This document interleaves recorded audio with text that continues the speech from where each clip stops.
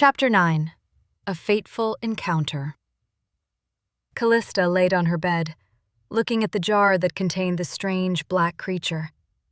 Calysta noticed it stayed in whatever side of the jar was positioned eastward. Cali had told her she could use the small creatures to find its source. The problem was that living in California, east was a vast space, and she doubted what she was looking for would be as obvious as a massive black castle. "Cali, how are we supposed to find this, whatever we are looking for?" Calysta whined.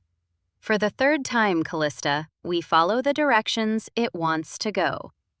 Calysta was unimpressed by the echo of the answer she had received many times already. But she didn't think the sword understood the task they had. With a car, such a task would be immense. Without one, however, it would be nearly impossible. "Yeah, it's only 3,000 miles to the East Coast, and that's even if what we are looking for is in the United States," Calysta said in annoyance, sitting up in her bed. "It could be in Europe or something." Calysta pictured an epic battle in a ruined castle with a dark-clad horde of undead knights. "Well, for starters, Europe would be northeast," Cali said with a mental sigh. "It could have a bad sense of direction. We did hit it pretty hard during the fight," Calysta said, giving the glass a gentle tap. "Doubtful." Calysta found Cali's lack of faith disturbing. "All right, Miss Holy Sword, how do you intend for us to search the world for this mystery person?" Calysta asked in her most obnoxious tone. "Calysta," Cali said, in a tone that reminded Calysta of an elementary teacher on their last nerve. "Cali," Calysta returned in kind. "Go outside." Cali spoke in an imperious tone. Calysta wondered what Cali was up to, but trusting her companion, she stood and left her room after grabbing the jar and a couple of her things. Running into her backyard, Calysta checked for any unwanted observers. When she was satisfied that they weren't going to be watched, she mentally confirmed to Cali that she was free to do whatever it was she was planning.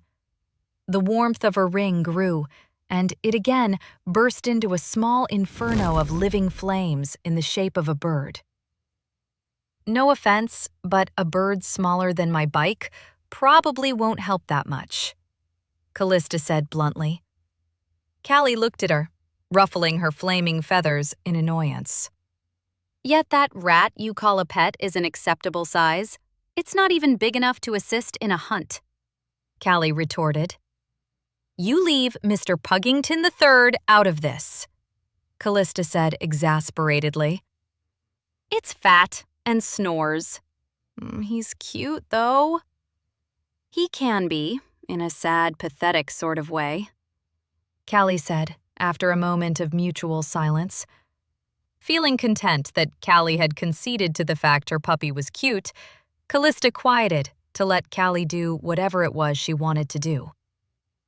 The air cooled, and the grass frosted over as flames gathered around Cali's already flaming body, the flames born of the heat being leached from the world around her. Calysta could see her breath as the flames joined with Cali's body, and she formed anew from the Tower of Radiance. Her new form was nearly the size of an elephant in height. Calysta couldn't even imagine the size it would have at its maximum wingspan. Calysta wondered how something so majestic and wondrous could exist in this world. What had she done to be blessed with a view of the glimmering grace before her? "Excellent. Please keep inflating my ego," Cali said smugly. "Well, while your ego is growing, why don't you explain your plan?" Calysta said with a sigh, rubbing her cold arms. "We can locate the target from the air. I travel fast, but you'll be protected while riding me," Cali explained.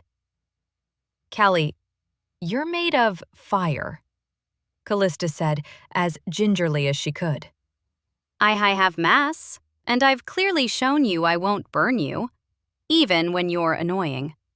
Cali said, in a tone that made Calysta wonder if she had considered it before.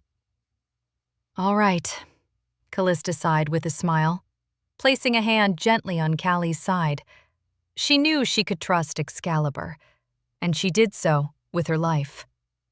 They hadn't known each other long, but she believed their bond was strong and would grow to deepen, eventually rivaling the one she had with Arthur. She hoped to be a pleasant stroke of the brush on the great canvas of Excalibur's legacy of golden heroism. Calysta climbed up onto Cali's back, a challenge given her size, but doable with her new physical abilities. All right, Cali, onwards, Calysta announced as Cali spread her remarkable wings, taking to the air with a single powerful flap that left golden embers in its wake. A sense of awe filled Calysta as she watched the world beneath them rush by, the wind blowing her long ponytail about. Calysta felt a hint of amusement peek out from her mental bond with Cali. It made sense that someone able to experience this sort of thing anytime she wanted would be amused by her reaction. Amazing, Calysta said. She knew her words wouldn't be audible, but she knew the thought of them would reach Cali. The views from this far in the heavens are truly something amazing to see, Cali said. Images of Arthur during their first flight escaping Cali's mind, feelings of joy and longing accompanying it. No, you're amazing, Cali, Calysta said gently. For a moment, she thought her words hadn't reached Cali, but then an overwhelming sense of happiness radiated throughout the entirety of their bond. The mental warmth softened as the ride continued. Calysta learned that upon Cali's back, the force of their movement didn't affect her, as if an invisible bubble existed to protect her from most of the effects of their flight. Laying back, Calysta admired how soft the feathers of living flames were. The minutes became hours, and the hours faded away as Calysta slipped into a slumber, Cali allowing a mental lullaby to reverberate through their minds. Calysta. The voice pierced her light rest. The sky had darkened and had become cloudy. The butterflies stood in the center of the jar. Is it under us? Calysta asked, looking to the land before them, a large city of tall buildings and lights laid under them. Your people have built some very large structures, Cali said, as they descended, Cali's flames becoming dimmer. It made sense that she was trying to draw as little attention to herself as possible. She hadn't even considered the possible outcomes of a giant flaming bird diving into the middle of a large city. It's not like anyone would believe it anyways, Calysta said with a shrug. Calysta hopped off of Cali's back after they met with the floor of the alleyway. She held the jar in her right hand as she gave Cali a pat of her side. The bird burst into a sea of warmth and non-burning flames that converged on Calysta's left hand, once again forming into a ring. Calysta gave the world around them a look. It didn't look like the best area of the city. The word slums came to mind. Calysta shook the thought from her mind, for she had more important matters to attend to.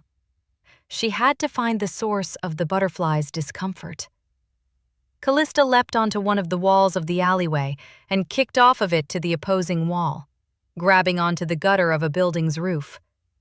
Pulling herself up, she looked to the jar. The butterfly was hanging out on the northern side of the jar. Be careful. Based on the butterfly's movements, the person we are looking for has been moving fairly quickly, Cali warned, as Calysta jumped to the next building, landing on an uncomfortably thin edge. It'd be boring if this person was normal, Calysta replied, running along the decorational siding, leaping to another roof, stopping at the sound of gunshots. The sound came from the direction the butterfly wanted to go. Calysta felt anxiety caress her heart. She knew someone could be dying there, knew their lives could depend on her, and she knew she would have to be good enough to save them if that were the case. You will not be handling the situation alone, Calysta. Excalibur's voice lended Calysta the needed comfort to steel herself, leaping to another rooftop as more gunshots echoed through the night. Kneeling down behind a billboard and looking down on the situation, Calysta saw 3 armed men taking close aim at a boy around her age. The boy had a half-shaved head full of black hair and had a build Calysta thought would make him popular with the girls in her school. Red holes dotting his black hoodie. "He's been shot," Calysta whispered as she stood to take action. Look more closely, Calysta. He has been penetrated by at least 5 of those bullets. Let the men before him are the ones backing up. Allie was right. The boy showed little distress as he approached the men. Crimson shined from the boy's mouth as he shot a black fireball at one of the men's hands. The man's gun fell to the ground, and the boy was on his way towards him. Calysta jumped down the building with the aid of a running start, tackling the wounded man out of the way just in time for him to not be skewered by the boy's hand. A hand covered in black scales and with wicked white claws.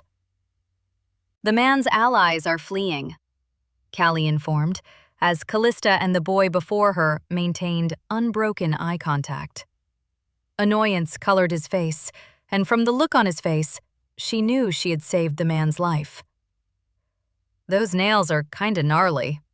I can suggest a good brand of nail file," Calysta said, with a sarcastic seriousness. "I'd rather file them down on the criminal trash that's been ruining my neighborhood since I was in diapers," the boy said, in a tone similar to Callista's. "You can't just kill people at will. That makes you every bit as much of a criminal as those people," Calysta said, adopting a more diplomatic tone. "Yeah? The old ladies and kids not being shot in the streets every other day says otherwise," the boy said, as he stared at her like a lioness in the grass watching an antelope. "My name is Calysta, and I don't really want to fight you. I just want to stop you from hurting people and maybe ask you a few questions," Calysta said, not backing down, but also not trying to escalate the situation. "I'm Clover, and I don't care," the boy said, as he unleashed another fireball from his maw. Calysta jumped to the side, dragging the wounded man with her as the fireball exploded on contact with the nearest wall, a cloud of dust overtaking the area. When the air cleared, Clover was nowhere to be seen. She had imagined an old wizard or some unholy creature to be the person she was seeking, not a teenage boy. This is becoming quite the interesting quest. How will we find one boy in such a place? Cali asked. "I can do some Googling, and if I can't internet stalk him, I'll ask around," Calysta said, pulling out her phone and dialing the local authorities. The man before her was wounded, and yes, she wouldn't allow his life to be taken, but he was a criminal and was certainly going to prison. Will it really be that easy of a task? Is the world truly that small in this era?